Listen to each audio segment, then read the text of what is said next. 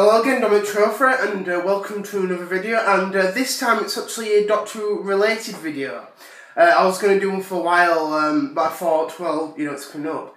Now, today is actually May 12th, 2016, and for any Whovian who knows, today is actually the 20th anniversary of the television film, or as most people call it, the TV movie. Now, thinking about that, I can't believe it's been that long. 20 years today it first aired. Now, as I said, it first aired in Canada on today, May 12th, 1996. Then 2 days later it aired in America. And then 13 days later, on the 27th of May, it aired over in the UK. And thinking about, you know, this film, it's always been a very interesting film. I think it's always had a lot of controversy between how people enjoy it and how people don't enjoy it. Now, I'll just give you a quick summary of how the film came to be. Now, in the late 1980s, obviously when Doctor Who was still, you know, relevant, obviously Doctor Who was basically going downhill. And it was first cancelled in February of 1985. It was cancelled for 18 months. And unfortunately, a lot of people at the BBC basically lost faith in Doctor Who, especially one person who will not be named, and we all know who he is. So, but if you don't, it was Michael Grade. Now, he was the controller at BBC at the time, and he really despised Doctor Who. It wasn't the programme itself; it was basically Colin Baker. It was basically, in his social life, he just did not like him, because Colin Baker was actually married to Lisa Goddard, who was actually a good friend to Michael Grade. And once you know, those two you know, became divorced, obviously, you know, she stayed with Grade a lot, and from that point, he really did not like him. But also, he just didn't like Doctor Who as a whole. So you could basically blame it on both his social life and the programme, but obviously I'd never blame it on the programme. So obviously it saw its, you know, its demise for 18 months until it returned in 1986, very late 1986. And then obviously, you know, Colin Baker got the axe, and then obviously they moved on. So Mr. McCoy took over the role from 1987 until 1989, when Doctor Who finally saw its demise. Due to low ratings, because of the fact people did lose, you know, interest in the programme, and obviously it saw its demise, but most people think it would never ever return. Now, between that time, obviously, we had the novels that happened from by Virgin Publishing from 1991 to 1997. There was also the Search Out in Space special that they did, obviously, with, you know, with first McCoy as the Doctor. K9, I forgot who voiced K9 at the time, as well as Ace, who was played by Sophie Aldred.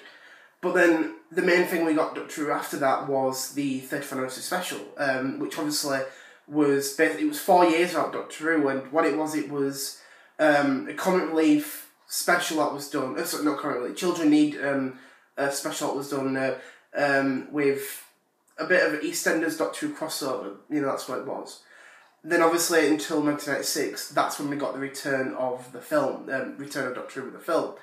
And the thing was, this was basically like the first time we got New Who after basically, if I'm going to say, 7 years. Because the BBC really just didn't really care and have any interest with Doctor Who. The main people were the fans of the programme.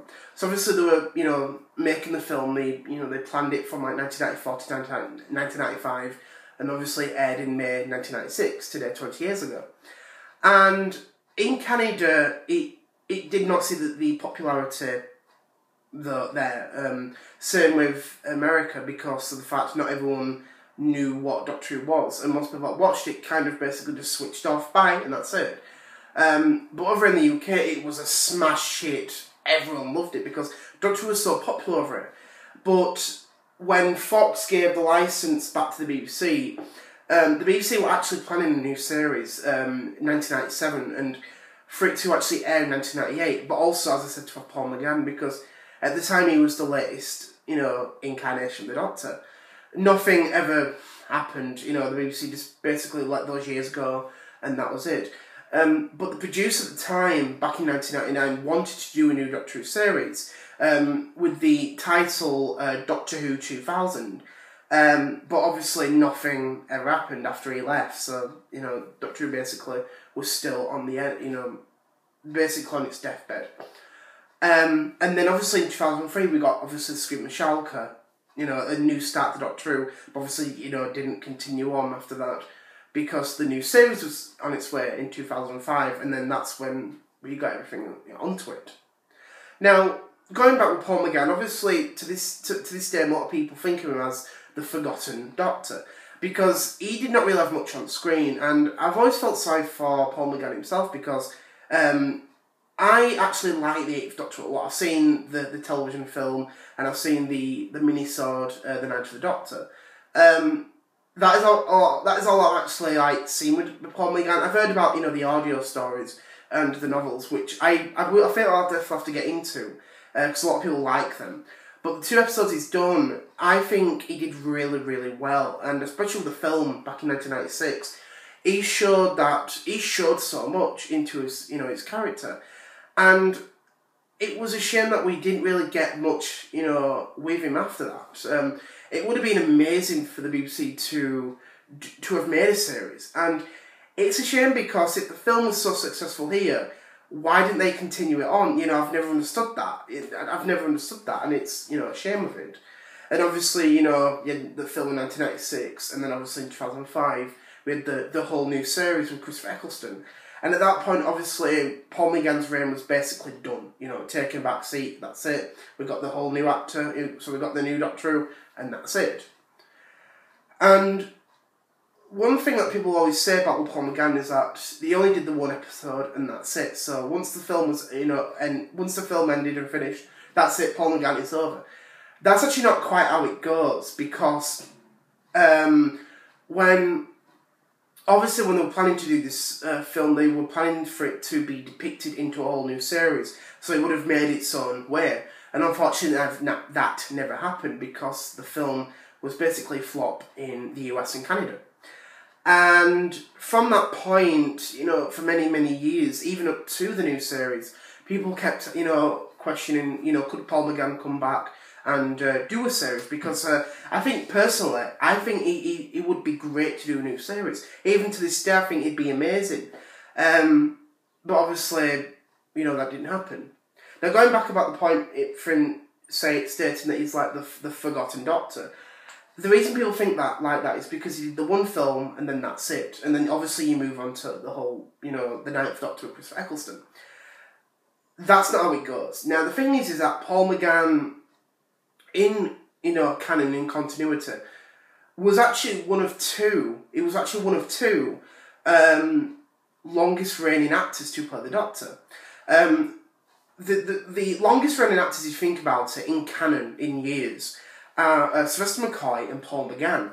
Now, Sylvester McCoy, despite him having 5 years worth of Doctor Who on screen, 1987 to 1989, and then obviously 1993 and then 1996. But if you think about it, he basically did 9 years worth. He started in 1987 and then finished in 1996. Go figure. If you think like that, he basically did 9 years. Now, obviously, he didn't do 9 years worth of Doctor Who. That's understandable. Whereas people say about Tom Baker